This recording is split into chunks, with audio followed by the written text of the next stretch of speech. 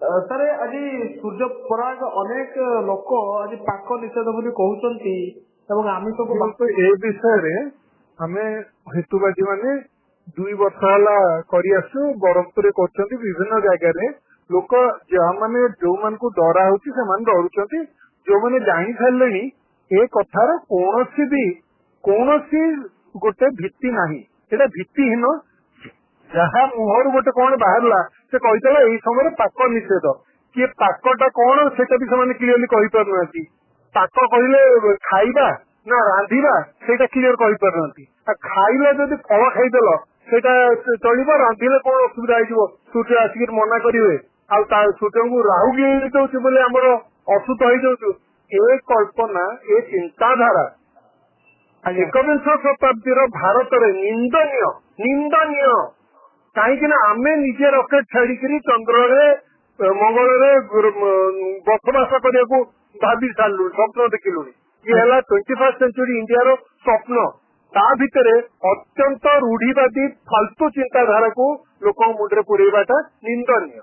ଆଜ୍ଞା, ଏ କଥା କିଏ ଫୁରଉଛି?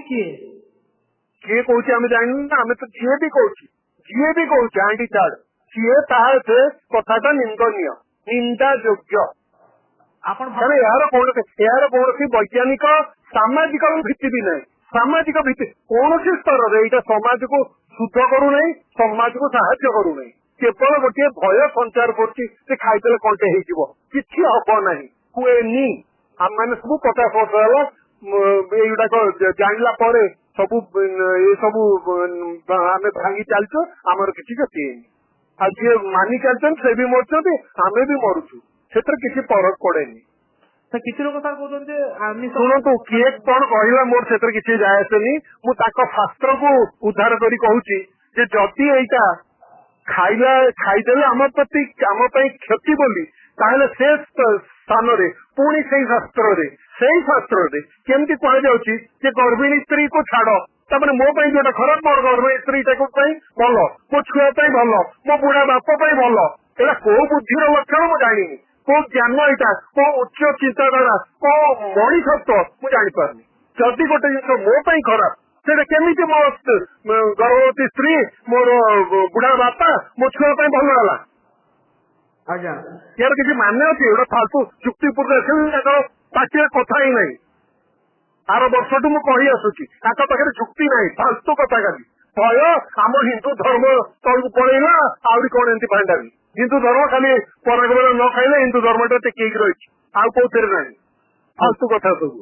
ଲୋକଙ୍କ ମନେ ଭୟ ସୃଷ୍ଟି କରିକିରି ଅଯଥା ଭ୍ରାନ୍ତି ସୃଷ୍ଟି କରୁଛନ୍ତି। କିଛି ନାହିଁ, ଲୋକ କାମରେ ଲାଗନ୍ତୁ, ଖଟୁଛନ୍ତି, ନ ଖାଇକିରି ଖଟିବେ କାହିଁକି? ତମେ ବସିକିରି ମାଗଣାରେ ହୁଣ୍ଡିରୁ ଖାଉଛ ବୋଲି ତମର ଦରକାର ହେଇଗଲା ଶାସ୍ତ୍ର ପଢିବା। ଯିଏ ରାସ୍ତାରେ ଖଟୁଛି ସେ କଣ କରିବ? ସେ ନ ଖାଇକିରି କାହିଁ ଲଢିବ? ଆମ ସୈନ୍ୟମାନେ ଯାଇକିରି ଲଢିବେ ଚାଇନା ସାଙ୍ଗରେ, ପାକିସ୍ତାନ ସାଙ୍ଗରେ, ନ ଖାଇକିରି ଧର୍ମ ରକ୍ଷା କରିବେ। ଫାଲତୁ ନିଜର କିଛି ଅସୁବିଧା ତ ନାହିଁ ନା, ବସିକିରି ମାଗଣା ଖାଇବାକୁ ମିଳିଯାଉଥିବ, ସେ ଅସୁବିଧା ନାହିଁ। ସେଇଥିପାଇଁ ଏସବୁ ଚିନ୍ତାଧାରା, ଏ ଚିନ୍ତାଧାରା କୌଣସି ସାମାଜିକ, ବୈଜ୍ଞାନିକ, ଧାର୍ମିକ ଚିନ୍ତାଧାରା ସହିତ କୌଣସି ସମ୍ପର୍କ ନାହିଁ। ଏଇଟା ଗୋଟେ ଫାଲତୁ କଥା। ନା ସାର୍, ମୁଁ ସାର୍ ଗୋଟେ କଥା ପଚାରିବାକୁ ଚାହୁଁଛି ଯେ ଅନେକ ଲୋକ କଣ କଲେ ମୋର ସେଗୁଡା କୁହନ୍ତୁନି। ମୁଁ ଅନେକ ଲୋକ ଜାଣିନି, ମୁଁ ବି ଅନେକ, ଆମେ ବି ଅନେକ। କଣ କହୁଛନ୍ତି ସେମାନେ, କଣ କହୁଛନ୍ତି, ତାଙ୍କ ଶାସ୍ତ୍ର କଣ କହୁଛି କୁହନ୍ତୁ? କିଏ କଣ କହିଲେ ମୋର ଭାସିଗଲାଣି, ବାଟରେ ଘାଟରେ କିଏ କଣ କହିବ ମୁଁ କଣ? ମୁଁ ଆପଣଙ୍କ ଶାସ୍ତ୍ରକୁ ଉଦ୍ଧାର କରି କହିଥିଲି, କାରଣ ସେ ଶାସ୍ତ୍ରରେ ଆତୁର ବି ଗୋଟେ ଶବ୍ଦ ଅଛି। ଯିଏ ସମ୍ଭାଳି ପାରୁନି ସେ ବି ଖାଇବ। ଯାହାର ଦେହଟା ଖରାପ ହେଇଯାଏ ଖାଇଦେଲେ ଅନ୍ୟାୟ, ଅଧର୍ମ, ସେ ଆତୁର ହେଲେ ବୋଲି ଧର୍ମ ହେଇଗଲା ସେଇଟା? ମୁଁ କାହାକୁ ମାରିବାଟା ଅଧର୍ମ, ମୁଁ ଆତୁର ଅଛି ବୋଲି ମାରିଥିବି କାହାକୁ, ଏଇଟା ଧର୍ମ ହେଇଗଲା? ଲଜିକ କାହିଁ? ଲଜିକ ଯୁକ୍ତି ବୋଲି କିଛି ଅଛି କି? ଖାଲି ବିଶ୍ୱାସ କର। ଏଇଟା ଆମ ଧର୍ମକୁ ଆଘାତ ହେଇଗଲା। ତମ ଧର୍ମକୁ କୋଉ ବାଟେ ଆଘାତ ହେଇଗଲା? କଣ ପାଇଁ ଆଘାତ ହେଇଗଲା? ଲୋକଙ୍କୁ ଡରେଇକି ଆଘାତ ଦବ, ଯିଏ ମନା କଲା ସେ ଆଘାତ ଦେଇ ପକେଇଲା। କିଛି ଏଥିରେ ମତେ ଗୋଟିଏ କଥା କହିଲେ ମୁଁ ଏତେ ଉତ୍ତର ଦେଇପାରିବି, ଏହା ଦ୍ୱାରା କାହାର ଉନ୍ନତି ହଉଛି? ଏ କଥା କହିବା ଦ୍ୱାରା କୋଉ ଧର୍ମର କୋଉ ଭଳି ଭାବରେ ଉନ୍ନତି ହଉଛି? ଅଛି କିଛି ବି, ଗୋଟିଏ ବି ଉନ୍ନତି ଆମର ଲାଭ ଏଥିରେ? ଆମେ ଫାଲତୁରେ ଟାଇମ ୱେଷ୍ଟ କରୁ।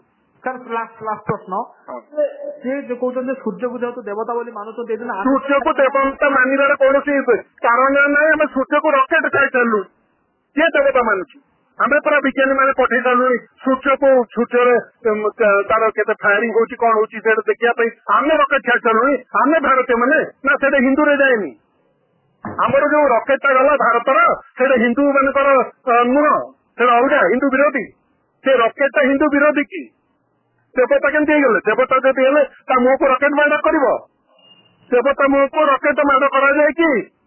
ଆଜ୍ଞା ହଁ, ଥ୍ୟାଙ୍କ ୟୁ। ସେ କହୁଛନ୍ତି ସାର୍ ଆମିଷ ଖାଇବାକୁ ବାରଣ କରୁଛନ୍ତି ଲୋକ ପ୍ରାୟତଃ। ଶୁଣନ୍ତୁ, ଆମିଷ ମୋ ଜୀବନ ସାର୍ ଖାଇନି, କିନ୍ତୁ ମୋର ପ୍ରଚାର ହେଲା ଯେ ମୁଁ ଚିକେନ ବିରିୟାନୀ ଖାଇବି। ଯିଏ ଖାଇବା ଲୋକ ଖାଇବେ, ଯିଏ ନ ଖାଇବା ଲୋକ ସେ ସୂର୍ଯ୍ୟକୁ ରାହୁ ଗିଳି ପକଉ, ପୁରା ହଜମ କରିଦଉ, ତାହେଲେ ବି ଆମର ଖାଇବାର ନାହିଁ। ମୁଁ ଆଇଁଷ ଖାଏ ନାହିଁ।